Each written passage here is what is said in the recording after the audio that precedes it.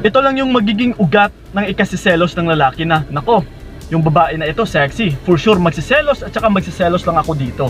Dahil maraming lalaki na aaligid-aligid dito. Yes.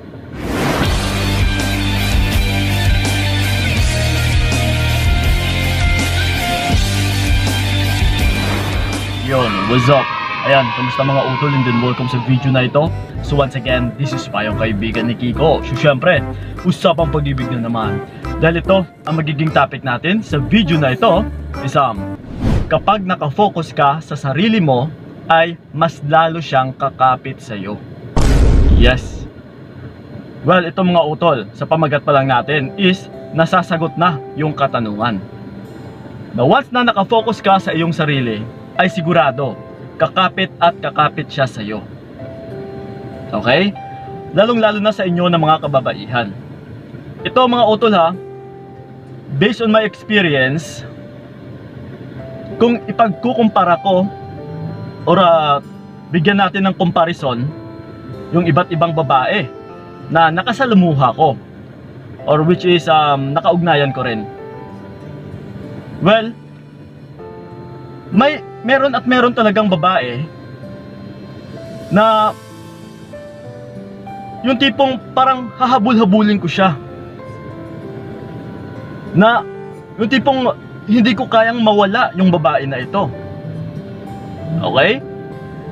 Kasi ito mga utol ha, again, sa nasabi natin sa pamagat is kapag nakafocus ka kasi sa iyong sarili, ay talagang mas lalong kakapit yung partner mo sa'yo. Kasi sa gawain na ito, ay dyan na lalabas yung maiiwasan mo. Lahat na hindi ka aya-aya pagdating sa partner mo. Kasi hindi ka maging pabebe, hindi ka maging clingy, hindi ka maging silosa, hindi mo siya masasakal. In short is, hindi mo siya binabantayan. Dahil nakafocus ka sa iyong sarili. Nakafocus ka sa mga gawain mo utol. Ha? Sa trabaho mo, sa gawaing bahay. Yes, physical appearance mo. Hindi mo pinapabayaan ang iyong sarili. Still, nag-exercise ka pa din. Nagpapaganda. Yes, nagpapasexy. Hana, hindi mo binabaling or hindi mo binubuhos lahat-lahat ng oras mo sa relasyon ninyo. Or hindi mo binubuhos yung buong oras mo sa partner mo na lalaki. Dahil kung puro siya at siya na lang utol, again, kagaya sa mga sinasabi ng ibang babae dyan na, Kuya Kiko, binigay ko naman yung lahat-lahat sa kanya. Binuhos ko naman lahat-lahat sa kanya. Na hindi nila alam na once pala na nagagawa mo yung ganitong bagay, na ibubuhos mo yung lahat-lahat, na ibibigay mo yung lahat-lahat, ay dito ka pala mae-echopera. Yes.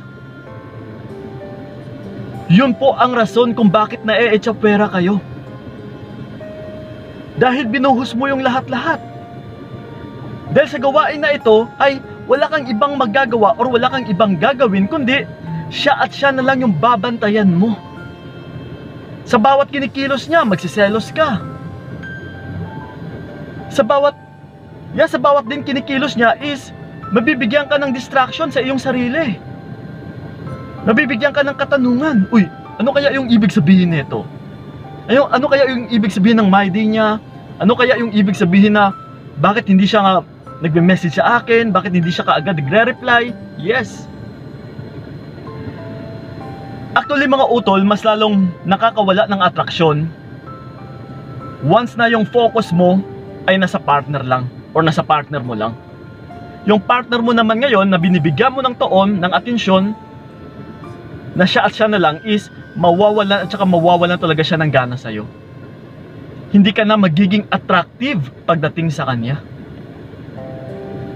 Dahil paano siya maa-attract? Dahil ikaw na mismo ay habol ng habol sa kanya. Dahil ikaw na mismo ay nakapagbibigay ng tuon sa kanya. So ngayon, dito na papasok na makakampante siya. Naku, nandyan lang naman yan. So bakit pa ako mag-effort? Bakit pa ako mag-invest sa babaeng ito? Siya na nga mismo yung kumikilos. Siya na nga mismo yung naghahabol sa akin. Siya na nga mismo yung gumagawa ng lahat-lahat para sa akin.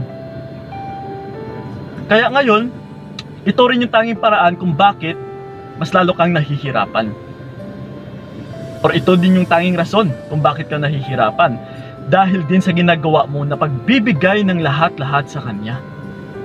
Na ngayon, instead na magdedemand ka sana, yes, yung mga expectations mo ay hindi na magaganap or hindi na mangyayari. Na Kuya Kiko, bakit yung partner ko hindi na nag-e-effort sa akin? Birthday na birthday ko, hindi na siya nagre-regalo, hindi na siya nagpupunta, hindi na siya nag-message. Yes, parang binabaliwala na ako. Dahil din sa gawain mo. Dahil nabibigay mo na yung lahat-lahat sa kanya. Kaya ka na-echa pera. Yes, again mga utol, sa experience ko, meron at meron talaga yung babae na mas lalo kong hahabol-habulin. Dahil sa gawain na pag-focus sa kanyang sarili. Yes. Diba kung napapansin ninyo, nung panahon or sa stages na nanliligaw pa lang siya or nililigawan ka pa lang ng lalaki is, di ba may effort at saka nag-e-invest siya? Kasi sa mga panahon na ito na nililigawan ka pa lang ay nakafocus ka sa iyong sarili. Yes. So, ang pinaka-technique lang dito utol ay sa oras ng ligawan until na nasagot mo na siya is dapat wag mong walain yung bagay na ito. Kailangan mong i-maintain yung pag-focus mo sa iyong sarili. Kasi for sure, itutuloy at saka itutuloy pa rin ng lalaki yung pag-e-invest at saka pag-e-effort niya sa'yo. Na mas lalo talaga siyang kakapit pa sa'yo. Yes, nandyan ka, minamahal mo siya. Yes, sinagot mo na siya. Bilang babae, inaaruga mo pa din siya. Bilang babae, yes, inaasikaso mo siya. Bilang babae, nilalambing mo din siya sa tamang oras. Pero hindi rin sa lahat-lahat ng oras utol.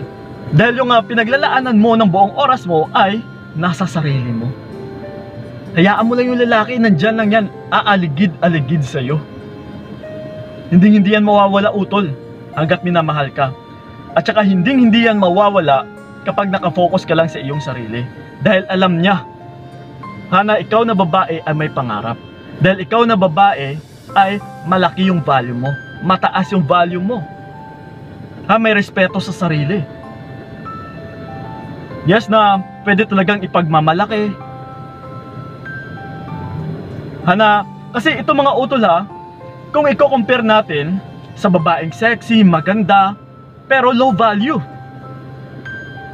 Nakadepende lang sa lalaki.